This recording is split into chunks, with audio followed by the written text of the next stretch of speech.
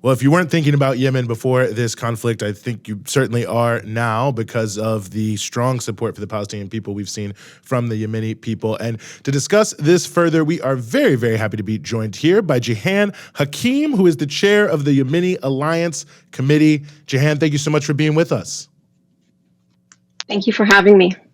Well, really great to have you here. And I guess the first question I wanted to ask you is maybe to speak to a little context for this. I think a lot of people have seen in many different variations, from huge demonstrations to other things, a lot of support from the Yemeni people for the Palestinian people. I mean, what's behind that? What's the history of that? What's that connection? How's that rooted?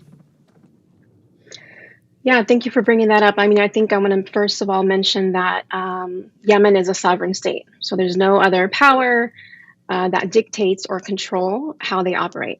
I think onlookers are commending Yemen rather for stepping in, even though Yemen is still fractured, still struggling from a brutal war backed by Western powers. So the plight of Palestinian people has always been a concern for the Arab world as a whole for decades, ever since the inception of Israel as a settler colony.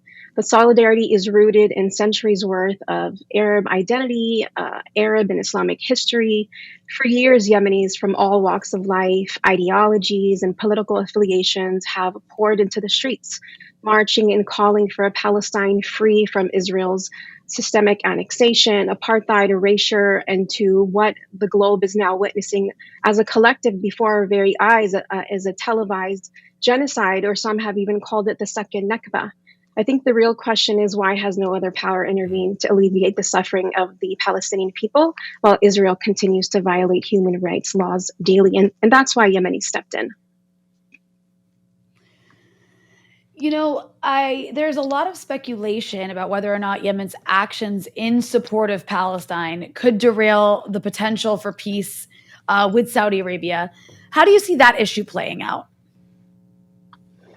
I think we heard a week ago from Saudi Arabia after Saudi nationals criticized Malik bin Salman. He called on countries to seize arms exports to Israel, right? And then just yesterday, we heard Saudi Arabia urging the U.S. to exercise restraint after Yemen's actions. So derailing a peace deal with Yemen is not in the interest of Saudi Arabia at the moment, especially not for the sake of Israel.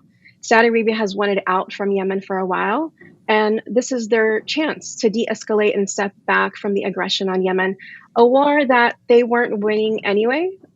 It's the Biden administration that continues to support Saudi Arabia, selling billions of dollars of weapons to them, continuing to pressure Saudi Arabia to normalize relations with Israel. And when it comes to, the aftermath of Yemen's action here, I think what we can really, what the U.S. is telling us just a few days ago, the U.S. military said, and I quote, "Consider all appropriate responses. And these attacks represent a direct threat to international commerce and maritime security." Those are pretty scary words. There's a lot of fear being incited here, in which we know that fear sometimes can be used to justify violence. It can be interpreted as even war language, right? So the only powers that pose a threat to peace in Yemen would be Israel and its BFF in Washington, who since 9/11 has militarized every aspect of its foreign policy. You know, while we're on the subject, I want to just raise this because I think obviously prior to October 7th, the phrase was out there that the, war on Yemen was the world's worst humanitarian crisis. So I was hoping you could just talk, for maybe those who weren't paying close attention to it. I mean, what has Yemen really been enduring in this Saudi and UAE and US and UK backed war that's been waged for a number of years on it? Thank you for asking, because I think that's until today, nobody really understands or can fully grasp. And just really quickly, a history lesson. In March of 2015, Saudi Arabia, under the leadership of Malik bin Salman, who was newly appointed as the prince at the time, with the United Arab Emirates and its coalition of war partners, began launching airstrikes on Yemen, abruptly escalating a civil war into a regional inferno. The coalition bombed targets from border stations, shelling from the sea.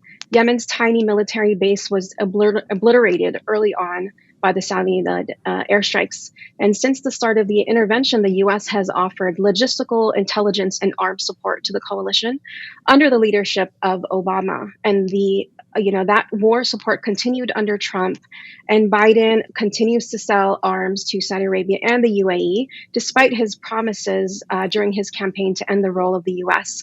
in the war on Yemen. And the U.S.-made bombs actually have targeted hospitals in Yemen, schools, school buses, weddings, has disabled Yemen's internet service, causing a countrywide blackout.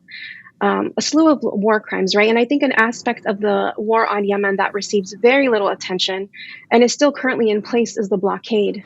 9 years later, the coalition imposed a naval, land, and air blockade on Yemen since the conflict began in March of 2015, which severely restricted the flow of food, fuel, and medicine to civilians. So not only does the U.S. enforce this, but it also actively denies it, despite investigative reports and eyewitnesses. And a blockade is an act of war, right? So just really quickly, what it looks like when it comes to the impact, 8 years of war directly killed over 150,000 people in Yemen. But that toll climbs at least up to 400,000 when including the indirect consequences, such as famine, the disease. 85,000 children under the age of 5 years old starved to death. So the impact is great. And given the strong support for Palestine among Yemenis, how, if at all, do you expect this could further shift the internal dynamics between the various factions opposed to Ansarullah, which is more well known in Western media as the Houthis? Yeah, like I said, the Palestinian cause is a cause for all Arabs, especially for the people of Yemen who have always stood for Palestine.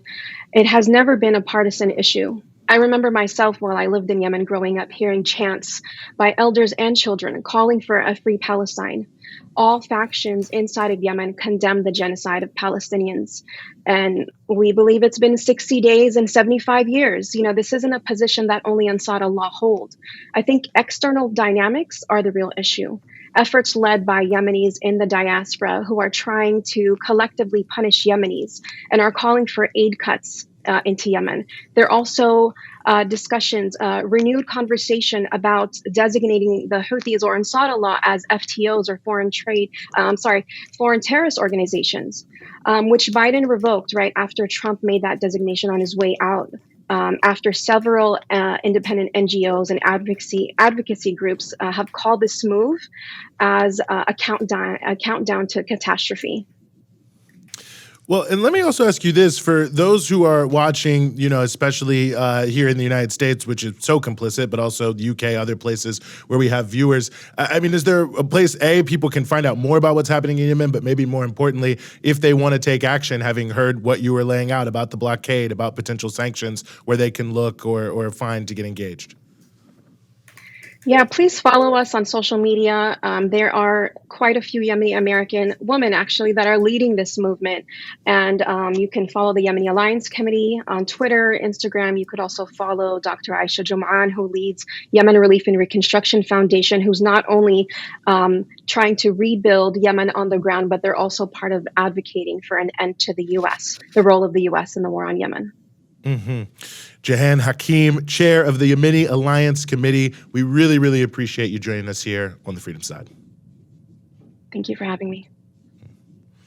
Rania?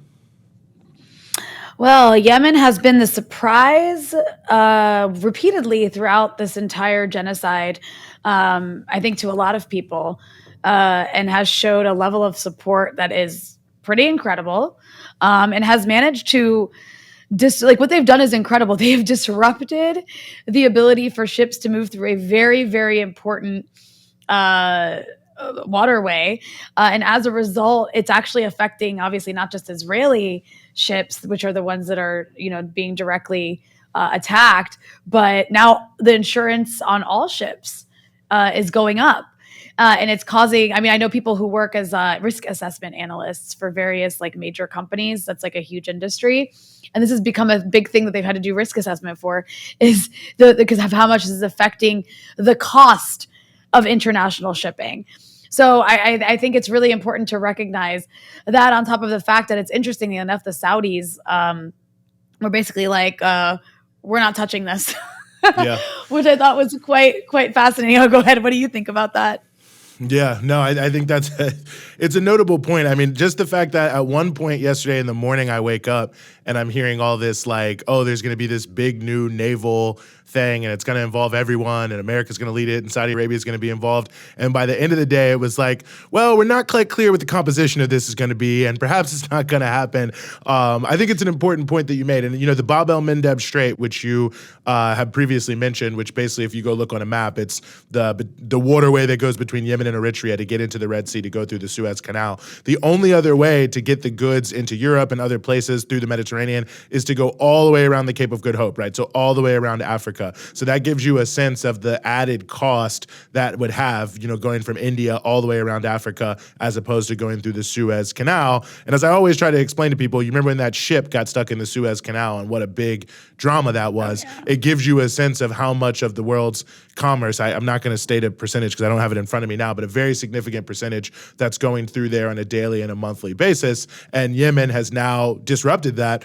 And it's also worth noting that the U.S. National Defense Strategy, the number 2 goal for the region of the Middle East and West Asia is to prevent people from being able to disrupt what's happening in the Bab Al-Mandab Strait. So it gives you a sense of how strategically important it is. And of course, Yemen is also launching the drones at Iliad. And I saw a Politburo member of the Yemeni government of the party that leads the Ansar Allah say yesterday on Twitter, he said, how far from Iliad is the Dimona reactor, which is Israel's, you know, domestic civilian nuclear reactor that provides a lot of its, you know, electricity and things like that. So the Yemenis are not backing down whatsoever. I was reading some, you know, one of these like rabid anti-Iran, pro-Israel analyst talking to some sort of, you know, off-brand magazine that's like about the region.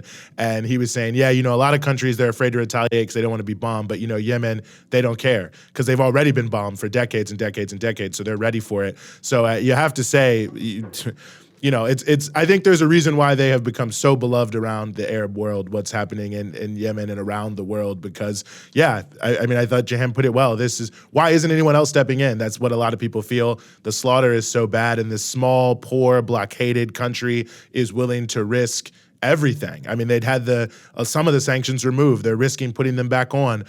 They're risking being bombed. They're risking being even more blockaded just to do something to try to aid the people of Gaza. And I think that we know for an absolute fact that it's entering into the mindset of many of these other governments that the longer it continues, the more they're going to have to worry about what's happening there. And one thing I'll also note is that the ship that you're seeing now, they took over in the helicopter, the Galaxy Leader, has become a bit of a tourist attraction. I think it's in Hodeida Port. I actually saw some guys take their graduation photo on the deck there. So some interesting social media content from that one. But nonetheless, I think that, you know, Yemen in many ways is exemplifying the, you know, deeply rooted aspect of the Palestinian cause in many communities and many countries around the world where, you know, people want to take action, they want to do something, they want to do what they can, really. So interesting to see how it develops, but no doubt about that, as another Houthi Central Committee member said right after they took the first ship, until the end of the slaughter of Gaza, every Israeli ship goes around the Cape of Good Hope. So, you know, nonetheless, a form of material support there, Rania.